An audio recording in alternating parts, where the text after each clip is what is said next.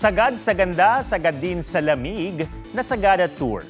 Pero sulit ang ngatog at biyahe papunta roon dahil sa magagandang pasyalan. Di tayo dyan sa report ni Oscar Oida.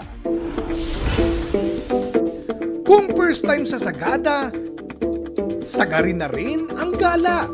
Kahit pasagad din sa buto ang lamig, rewarding ang tanawin kung matjejetoan ng Sea of Clouds sa Marlboro Hills. Sobrang lamig, OA talaga. Dinala ko yung blanket sa hotel.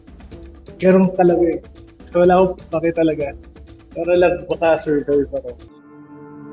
Pero kung di ka pa nanginginig, magbabad at tsak na makakaramdam ng kilig dahil sabay sa pagbagsak ng tubig, jaw-dropping ang masisilayang Bumodok Falls. Sobrang, I am speechless na nakita ka before.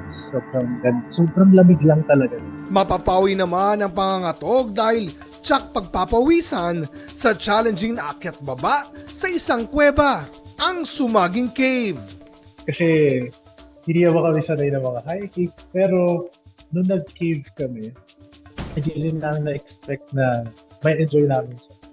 Kasi yung pinaka-basic lang yung kinuha namin. Pero yung view dun sa baba, ano talaga siya, worth it puntahan. Kaya tsak na di masasayang ang mahabang biyahe papunta sa magandang Sagada. Oscar Oida, nagbabalita para sa GMA Integrated News. Huwag magpahuli sa mga balitang dapat niyong malaman.